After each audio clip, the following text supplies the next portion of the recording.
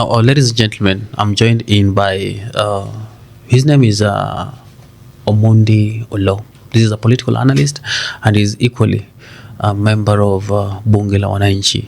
I would say Jacaranda or Embakasi chapter ni yeye atatuambia ni wapi. But Omondi, yes. How's your week been? My week has started quite well. Okay. Yes. Tumekuwa na shughuli moja mbili tatu pale. Hatujui kama uko Jacaranda ama ulienda Embakasi kuenda. What is the situation of things currently? The situation is just normal. Okay. I take everything that is happening as the normal political happening. Did you guys run away from Jacaranda? That is the question. No, I've not run away from Jacaranda. Mm-hmm. Yeah, because personally, Bunge la Wananchi is an amorphous kind of thing. Okay. So there are certain individuals who pick themselves to be in specific bunges. Ah. Omondi Oloo have been in all these bunges. Okay. Because you realize I've been at Jacaranda. I'm the one even who did elections there. Okay. To elect the president, Mjuku. Mm-hmm. At the same time, I've been at Jifanji. Mm-hmm. I also participated in doing elections there. Okay. Today, I'm free also to be in a Embakasi chapter. Okay. And I'm free to be in any bunge. Okay. Bunge is a social justice movement. It is amorphous. Okay. You can be in any bunge as long as you'll cooperate with people well and you do like what people are doing there. Okay. Yes. So there are no restrictions. Yes. What does your constitution say about the term limit of a president, and what are the processes of, removing a president from office? Like I said, bunge is amorphous. There are no clear structures of bunge la wananchi. But you realize where people have sat together and have decided to do one thing of a common cause, they must have their traditions. Okay. So bunge la wananchi have traditions. Okay. We have our cultures. But we doesn't have very clear structures that are anchored somewhere, for example, in the constitution. Okay. We are only hanging on 36 and 37, which gives us space to maybe assemble and freedom of expression. Are you registered? Bunge la Wananchi is not registered. Okay. But structured bunges or chapters will have economic groups under the umbrella of bunge. Okay. But you cannot register any organization as Bunge la Wananchi. Okay. You understand? So you can have economic groups under the umbrella of Bunge la Wananchi. Okay. Yes. So a president can be sworn in today and another one walks in tomorrow and nothing happens. No. I've said these bunges have cultures and traditions as much as they're not anchored anywhere. The culture of bunge is that bunge is supposed to do elections after every 2 years. You understand? It therefore means that any elected regime is supposed to serve for 2 years. But within this period of service, there are a number of things that can happen. Just like even in Kenyan government, a president can be elected to go for 5 years, but an impeachment can come along the way. Okay. Somebody can decide and overthrow the government. It happens. So similarly in bunge, such things happen. But you realize in bunge, because we are not anchored anywhere, things are done with a lot of hooliganism and ownership. Okay. You understand? Because somebody knows that I just come here, I'll just make noise, I'll throw people away, then nothing serious would happen at the end of the day, because we are gambling with where we are anchored in terms of structure and constitution. But all the same, you'll realize most of the bunges that we have, those that are working well, they have almost a similar structure. A president would be elected, then a speaker would be elected, then after they're elected, the manner in which they serve the people would determine whether they'll work for 2 years or they'll not work for 2 years. Okay. And bunge have a lot of interest. You're right. So a lot of forces would come in bunge that really interfere with bunge. Okay. Yes. According to you, is Mjukuu wa Bunduki overthrown from Jacaranda, Bunge la Wananchi, or has he just decided to form his own outfit elsewhere in the name of Embakasi chapter? You know what happened at Jacaranda? It was unbearable for Mjuku. Because now I'm told the war now shifted from him trying to compete with members of bunge, but now having a war with the area member of parliament. Okay.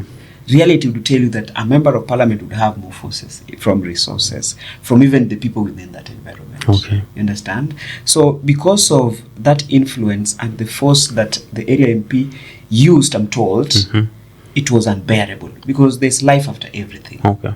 So Mjuku knew very well that this is only a field. I have the people that makes this bunge. So it means if I can even shift with 1 meter, they'll shift to where I shifted. Ah, So you understand? I understand. So instead of taking people to that fight, because remember when Mjuku was being elected as president, somebody almost died. I remember that particular day. Sure. So you understand? So again, it was going to beat logic when again at this point in time, somebody now is dying. Because he wants to retain his seat. Because he wants to retain his seat. Okay. And the people are with him. So he decided, no, if this circle is what is bringing problem, let me leave it. I know I'll shift with the people. And indeed he shifted with the people. You're right. Yes. Even after Mjuku, going to Embakasi chapter, I still saw a significant number having their session at Jacaranda. Does it mean that there is a section that wanted Mjuku, then there's another section who said, no, let him just go? Jacaranda is one, to be honest, is one of the most organized bunges in Kenya. Okay. And it is in fact, it is the largest. You understand? I understand. And if it is the largest, and again, it is the only place that will get automatic members. Okay. You understand the nature of the proximity and assured. There are so many people who would come from where we stay around these ghettos and get to the field. True. Because of maybe lack of job and all that. So when it comes in the evening, anywhere where people are gathered having conversations, you'll automatically find numbers. I understand. Even today, if the president that is present lives with everybody that is in that circle, then tomorrow you say that you're the president, you'll even have more people around that cycle. Okay. Yes, because it has automatic people that would gather there, because so many people are in that field. Now, it appears you have joined Mjuku at Embakasi chapter. What were some of the things that made you guys say, we have now to take our leave? I have been with Mjuku because we did elections and he won the elections. Okay. And the little time that he served at Jacaranda, I saw one or two things that he did. So when he shifted, that doesn't mean that I ran away from Jacaranda. Okay. You understand? Jacaranda is bunge la wananchi, and it is a bunge that I've been there.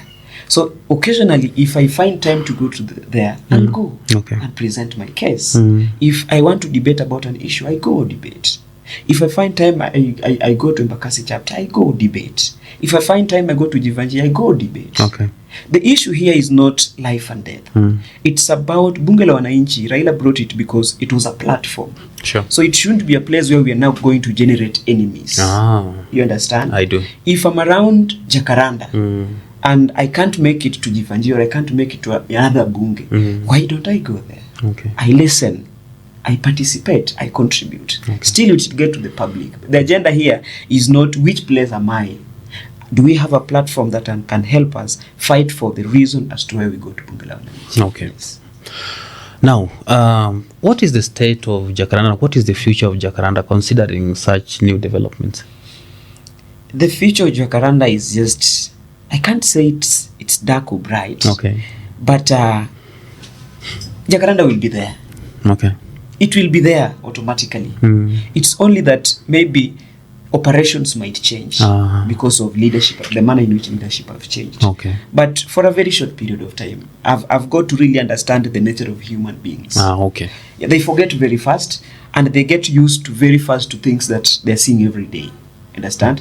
They'll get to used to the leadership that is present. Then things will just move on normally. Okay. The only difference would be in terms of who did better.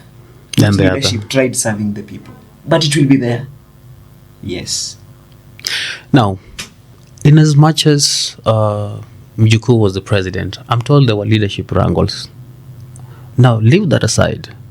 Was he diligent enough to lead as a president? That is the question.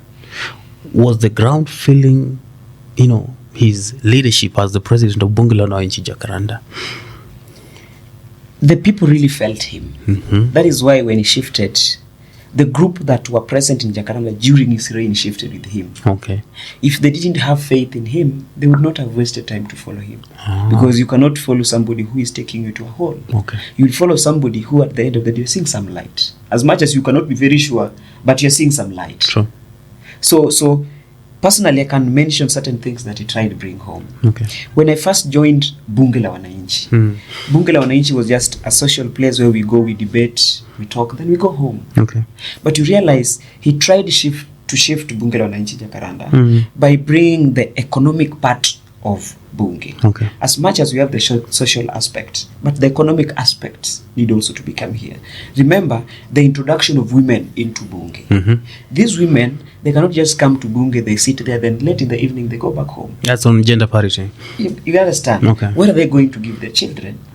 This is Nairobi. You will have to pay rent. You're right. These people who are coming here to Bunge la Wananchi, they're coming to shape opinion. They're coming to talk about economy of the country. You're right. How are they benefiting from that talk? Therefore, introduce the economic part of it. Introduction of registration of CBOs. Introduction of registration of women groups. Introduction of youth groups. You understand? How was this going to be important?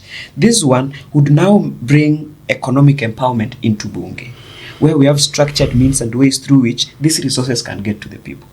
When people went to State House, this idea came from Bunge. But you can remember, no member of Bunge benefited. Not because the government was bad, but there were no structures in Bunge in terms of the groups that could get this empowerment things that were being brought. Motorbikes, sewing machines, they didn't come to Bunge because there were no groups. So when Mjuku brought this, I think this rattled certain groups of people because they believe that watu unafaa wabaki kwa mawe. Tuwatumie watu waende maandamano wapigane, lakini after the end of the day unabaki pale. Yes. There's this hearsay or a word in the street has it that leaders of Bunge la Wananchi use such opportunities to benefit themselves. Is that the case with your own outfit? You know, in politics there are a lot of things. What people are failing to accept that in Bunge la Wananchi, even if you're elected, there is no salary. You get the point? I get the point. People only go for those positions to at least get some little title that can help you negotiate in the streets. Or propel your political, you understand? Dream. Yeah, for example, if you're elected president of Bunge la Wananchi, who is going to pay you? Nobody. But at least you already have that name whereby you can even make a call to an office. Then they give you a listening ear because you are leading a given group of people. So if you're a good leader, you can negotiate on their behalf and bring resources to them. And that is what Mjuku brought by the thinking of bringing groups. Yes. I don't know that I still have much time. My director, do I? Now, you seem to have your reservations on Rigathi Gachagua. What is your second thought on Rigathi, considering that he was ousted out of office and he needs, some of his rights met? Rigathi is a Kenyan. When he goes before a court of law, he needs to get his justice. Sure. You understand? But in getting justice, there are matters that are public, touching on the public. For example, the impeachment of a deputy president. This is something that is directly touching on the public. So the case of Rigathi Gachagua in the courts of law is not just about Rigathi Gachagua. It's about Kenyans. Because he was elected by Kenyans. And when he was thrown out of office, one of the reasons as to why he was thrown out of office is gross misconduct. Understand? I do. Members of parliament said so. That is why they impeached him. So it therefore means that the reason as to why we elected him, he failed. Therefore, his failure is affecting Kenyans, because if he does better, Kenyans would benefit. So his case will affect Kenyans. Because a court of law is not supposed to impeach the deputy president or not. They're just supposed to look at the procedure, anything that is done during that process. But the reinstatement is impossible. The actual activity is not done by courts. It's done by parliament. You're right. Because even the Senate is another court. Understand? You're right. So what the courts, I'm sure, will just tell us the process was not right, but the impeachment was done. What actualizes an impeachment? The actual voting. Actually, you're right. Yes. So members of parliament voted, as much as the process here would be wrong, but they voted. It means they wanted him out. So we can just go through this process. We check out the problems that happened here, maybe compensation and all that. But we cannot overturn the actual voting, because those who are members of parliament who are supposed to do the actual thing that they did. Sorry for that. Now, there is the bit of, we have like 3 minutes, overindulgence of John Biden with the citizens. You've heard about that. And then we have the aspect of how satisfied are Kenyans with the workmanship of Opiyo Wandayi's Energy CS. Kenyans have been made to believe that a cabinet secretary is like a permanent secretary. A cabinet secretary is a policy maker. And when you're a policy maker of any environment, the policies you're going to make are things that are going to touch on the people. And Kenyans have made to believe that we are supposed to do public participation on everything. You're right. Even those that don't need public participation. Okay. You understand? Mm. So any good cabinet secretary who would understand that Kenyans are now live to the fact that they're supposed to participate on how they are led and how they are governed. Okay. That is why you realize most of the time, and if you are keen with cycles, you'll realize most of the time body engages the people is when it is between the month of May and the month of June. During that period of time, we are talking about the finance bill. We are talking about Kenyan budgets. This is something that is touching on the people directly. Therefore, the people must contribute.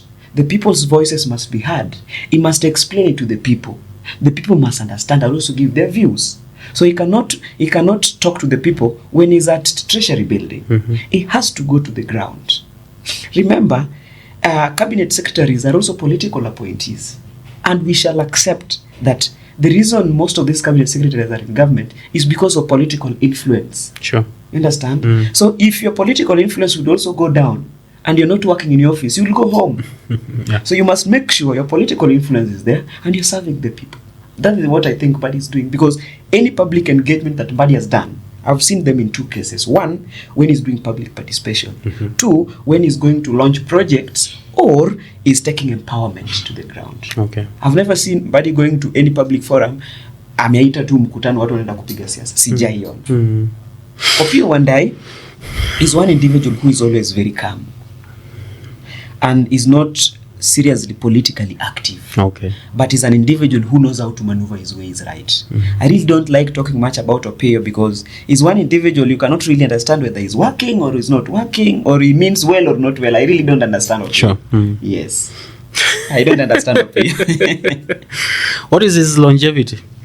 I really don't want to predict, but if I'm in the position of the president and with the current political situation, it is very hard to retain Opiyo. Okay.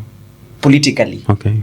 Service, he might be doing something. But politically, it will be very hard because he's not bringing that political energy. Because as much as you are going to serve the people, but that political energy needs to come because there's nothing that will happen in this Kenya today minus bringing the political energy. Do you lack the courage to say it as it is? Just say it.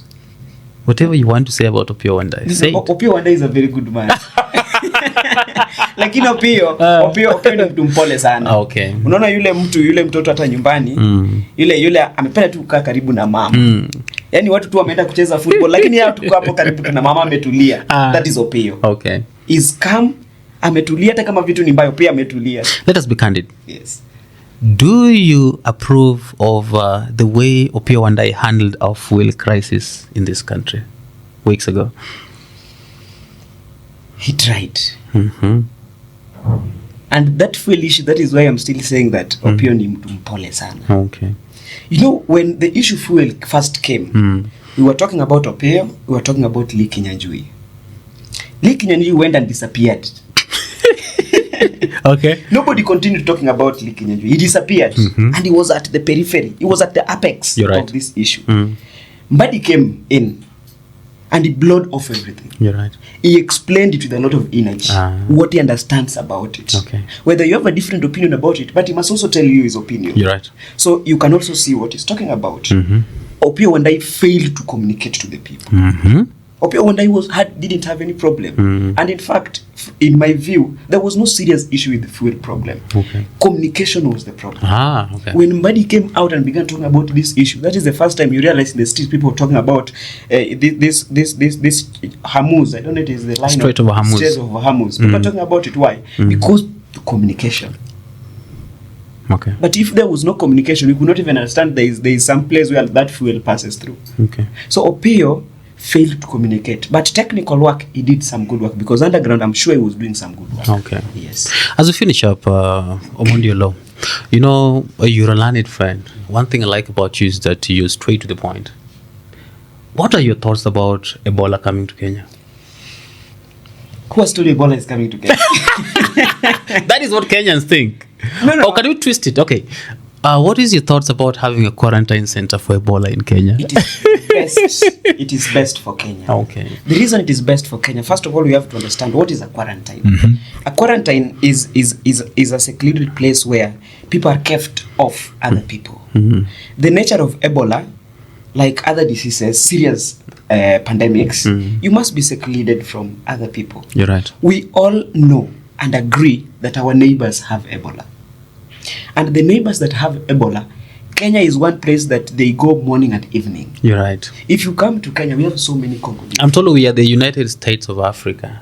Understand? Again, it is this same Kenya that most African countries would pass through when they're going to US.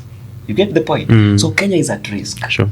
So we are saying that we need to have a quarantine where if you want to come to Kenya, and maybe, for example, travel to America using Kenya as a route, you must get through that quarantine. We check if you are clean or not clean. Okay. You understand? If you're clean, get to the public. If you're not clean, you have to be made clean. You're right. And where this quarantine is going to be placed is not any other place. Inside an airbase. Okay. Where the public are not frequently going. And in fact, the public don't go there. You will only be taken there. You don't go, you are taken. So it means these people that would be affected to be maybe having Ebola, for example, they'll be taken to that environment. Okay. It would keep me safe. It would keep you safe. Right. Unlike when this person just get to Kenya, then you meet the person in the streets. You understand? You're right. But again, this deal has not begun today. This deal was first signed by Uhuru Muigai Kenyatta in 2015. Nobody complained about it. In 2022, again, Uhuru again signed that deal through his cabinet secretary for health. Then was Mutai Kagwe. Nobody talked about it. But now when Ruto is actualizing what was signed by Uhuru Muigai Kenyatta, we are having a problem. So according to you, the lamentations are politically motivated? They're politically motivated because you realize if we're talking about no to quarantine, unaleta quarantine in Kenya, they're not explaining to Kenya really what is happening. They're only saying unaleta Ebola. Kwa njia gani? Okay. Unajaribu kuzuia Ebola isiingie kwa Kenya kwa njia gani? By building a quarantine where these people that we suspect or those that would be using Kenya as a route to US, they must get through that place. Then when they come to our airport or they come to the public, we can confirm they're clean or not clean. Okay. That is my understanding of what we have. Now, ladies and gentlemen, that has been Omondi Oloo, a senior member of Bunge la Wananchi, Nairobi, of course, and he has been dispensing wisdom and knowledge in a magnitude that we can all comprehend. Now, thank you for staying with us here on the MC Lang Katalang Show. Until next time, and of course, do remember to subscribe to Mzuka Kibao TV on YouTube, and of course, follow us on all our social media handles. Omondi, do you have your social handles? You can. Yeah, I'm just Omondi Oloo. Omondi Oloo on all social handles. Thank you so much. Just Omondi.